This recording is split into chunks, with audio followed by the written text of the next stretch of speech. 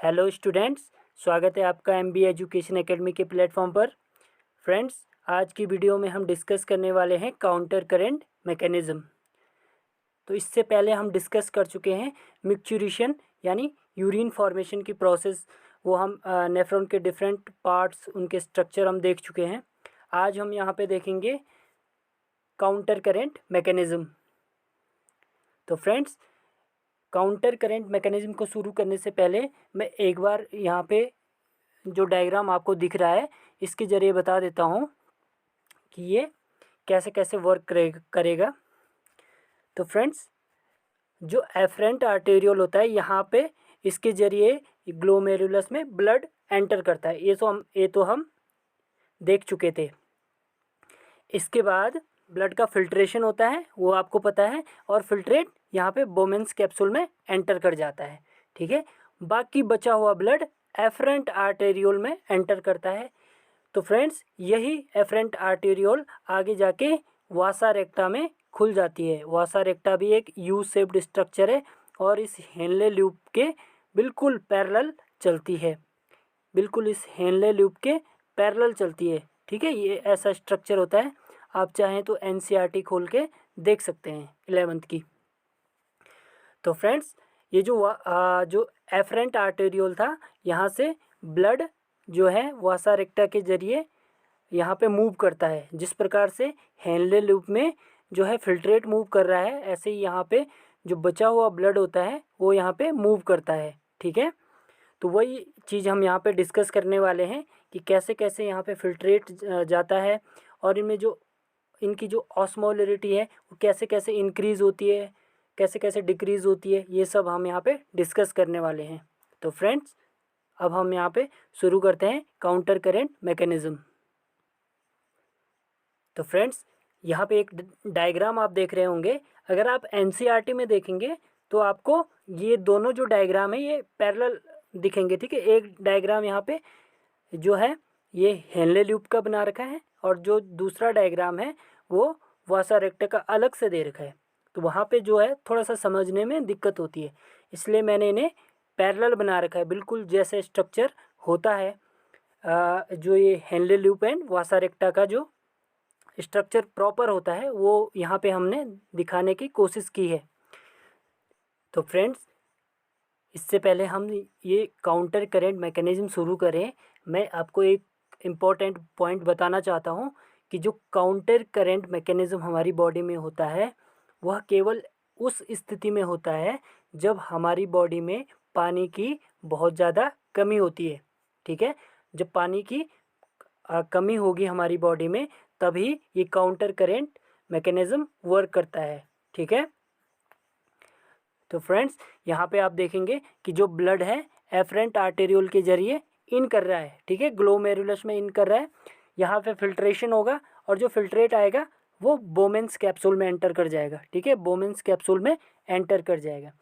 आप यहाँ पे एक चीज़ नोटिस करेंगे कि जो बोमेन्स कैप्सूल में जो फिल्ट्रेट मूव करता है, ठीक है, एट द सेम टाइम्स जो इफरेंट आर्टेरियोल होता है, यहाँ से जो बचा हुआ ब्लड होता है ये वासा रेक्टा में एंटर करता है। ठीक है, तो ये दोनों प्रोसेस एक साथ चलती हैं। ठीक है, जो काउंटर करंट मैकेनिज्म है इसे हम दो भागों में यहाँ पे डिवाइड करते हैं। एक, जब हमारी बॉडी में पानी की सफिशिएंट मात्रा होती है। ठीक है, पानी हमारी बॉडी में सफिशिएंट होता है, उस केस में क्या होगा, तो उस केस में जो है जो फिल्ट्रेट होता है ये यहाँ पे हेनले लूप से एंटर करेगा। तो फ्रेंड्स, जो बोमेन्स कैप्सूल में फिल्ट्रेट है उसकी ऑस्मोलरिटी 300 मिली ऑस्मोमोल्स है इनिशियल में। ठीक है, जब यहाँ पे फिल्ट्रेट बोमेन्स कैप्सूल में पहुँचेगा तो यहाँ पे जो फिल्ट्रेट की ऑस्मोलरिटी है वो है 300 मिली मोल। ठीक है, और अगर यहाँ पे आप ये वासा रेक्टा की बात करेंगे, एफरेंट आर्टेरियोल से जो ब्लड वासा रेक्टा में एंटर कर रहा है, अगर यहाँ पे इनिशियल इसकी ऑस्मोलरिटी आप देखेंगे तो ये भी 300 मिली ऑस्मोमोल होती है।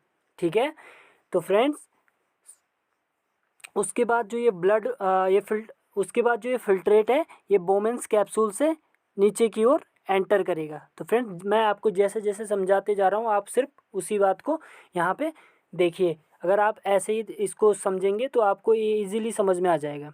ठीक है, ये फिल्ट्रेट जैसे ही नीचे की ओर मूव करेगा तो यहाँ पे आप जानते हैं जो descending limb of loop of Henle है ये वाटर के लिए परमेएबल होता है। तो यहाँ से क्या है, वाटर का लॉस होना स्टार्ट हो जाएगा। यहाँ देखिए ये एरो दिखा रखे हैं और वाटर यहाँ से क्या हो रहा है, लॉस हो रहा है। ठीक है, वाटर के लिए परमेएबल होती है तो इसलिए यहाँ से वाटर का लॉस होने लगता है।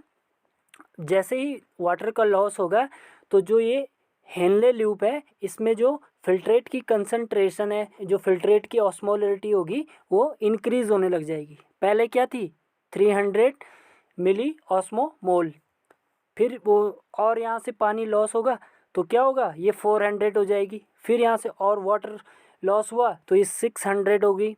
ठीक है, उसके बाद और वाटर लॉस हुआ तो ये 800, फिर 1000।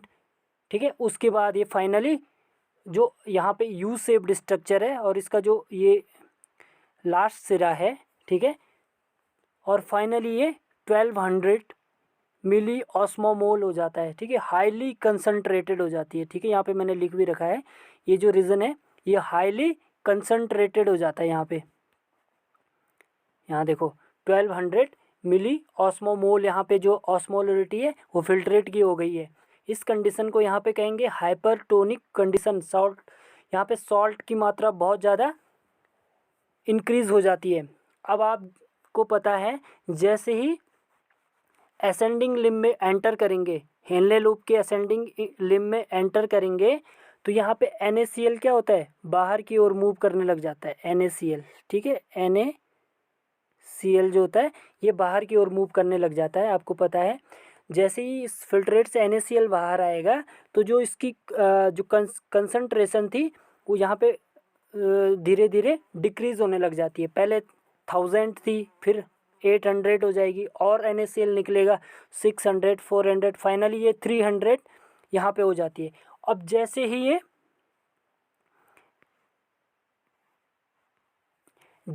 ये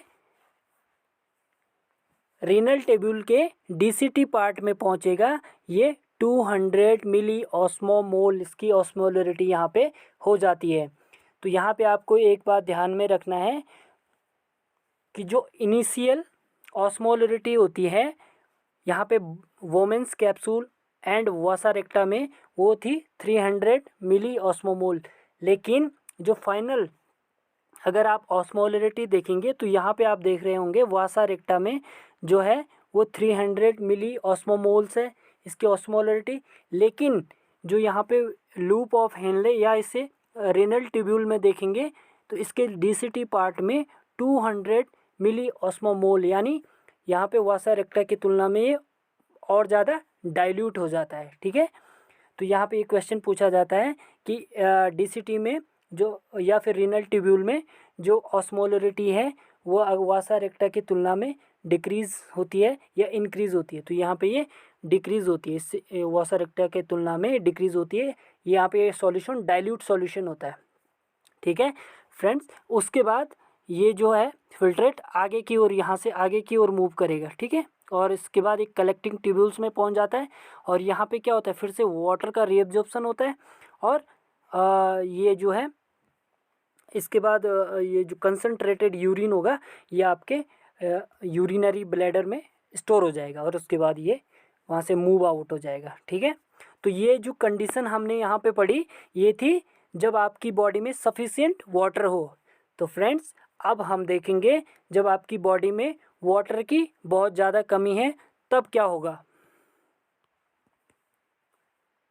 तो फ्रेंड्स जब बॉडी में वाटर की बहुत ज़्यादा कमी होती है तो इतना जो पोर्शन है ये तो सेम रहता है। ठीक है, यहाँ तक जो फिल्ट्रेट आ रहा है ये सेम रहता है, लेकिन यहाँ पे क्या होता है जब आपकी बॉडी में पानी की बहुत ज़्यादा कमी है, आपने दिन में 2-3 गिलास ही पानी पी पाए हैं आप।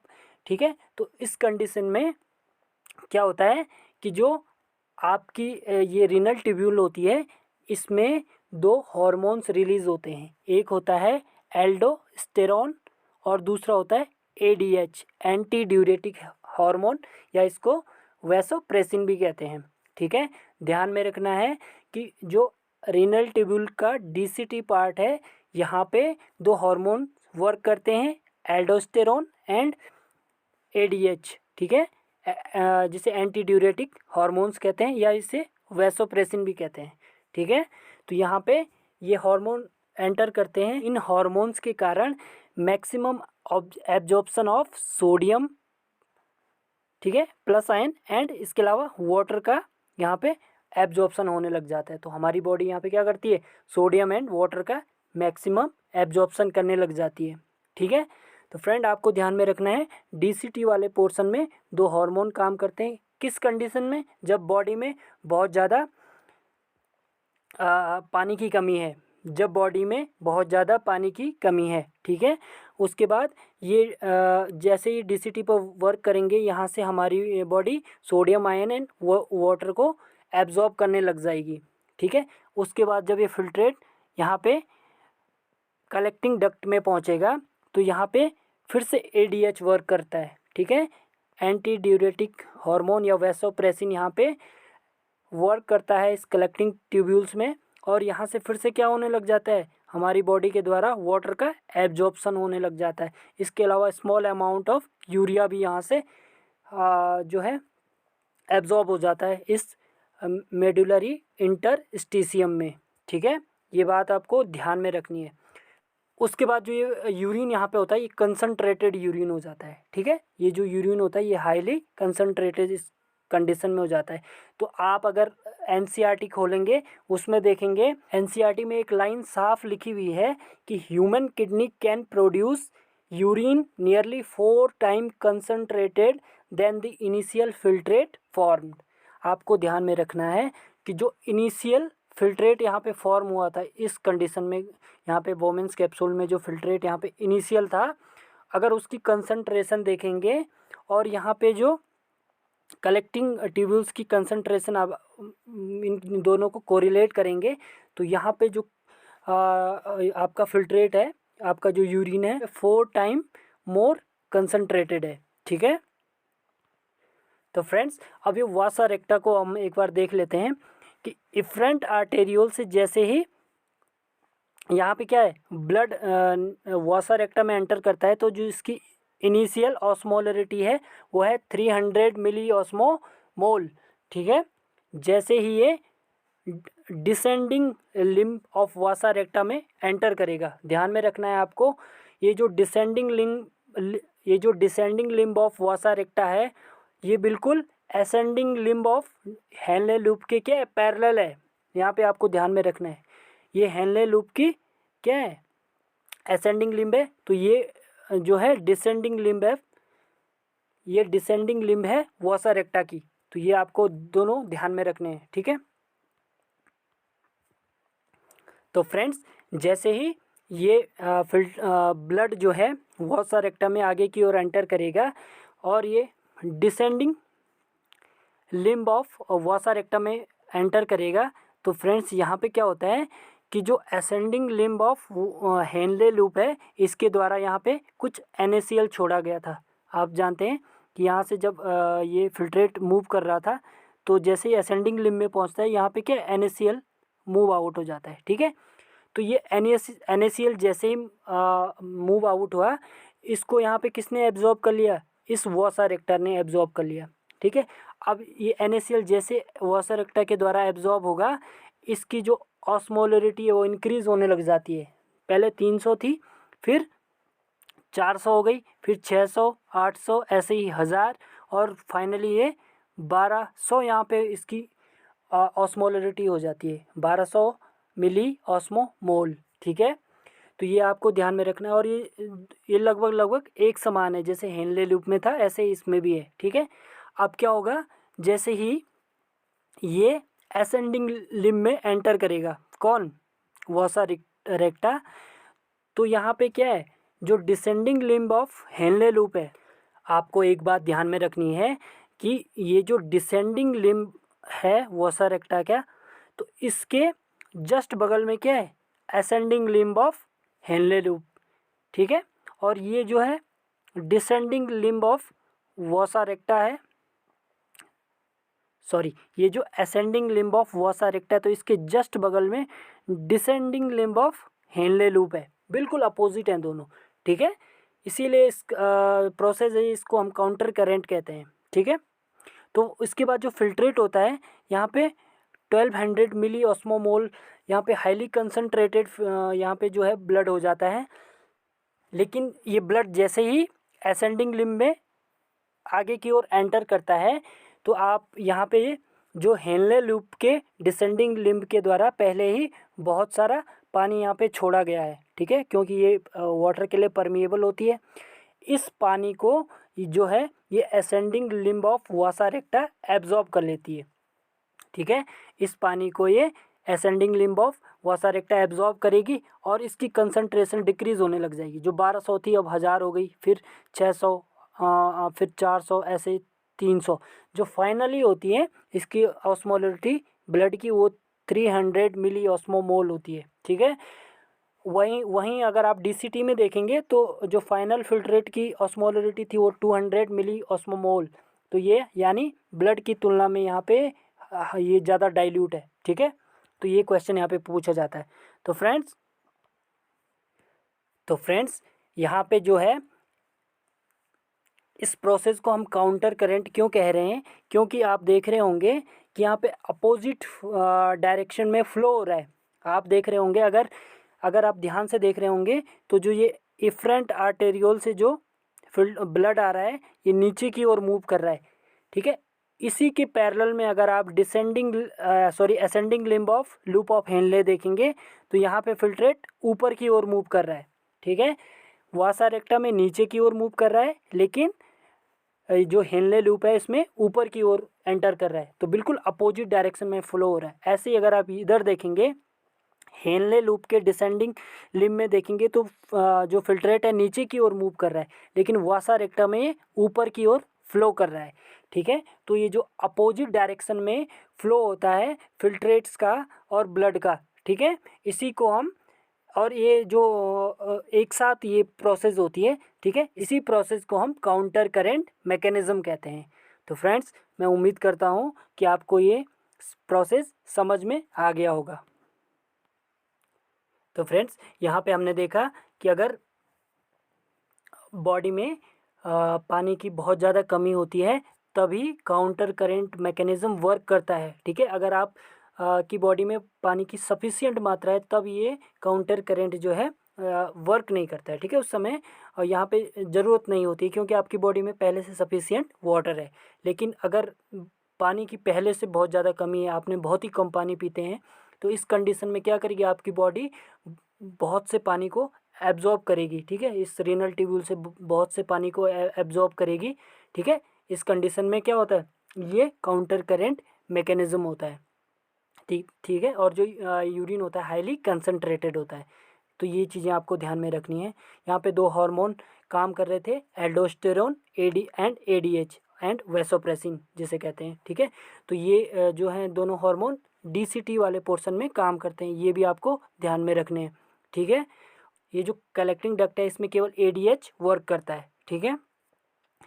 तो ये कंप्लीट प्रोसेस थी जो है काउंटर करेंट मैकेनिज्म में, ठीक है। तो जो ये अपोजिट डायरेक्शन में जो फ्लो होता है, ठीक है, अपोजिट डायरेक्शन में जो फ्लो होता है, तो इसी को हम क्या कह रहे हैं यहाँ पे, काउंटर करेंट मैकेनिज्म, ठीक है। तो फ्रेंड्स मैं उम्मीद करता हूँ आपको ये समझ में आ गया होगा। अगर आपको ये समझ में आ गया है तो प्लीज़ आप मेरे चैनल को लाइक करें, शेयर करें एंड सब्सक्राइब करें। Thank you so much.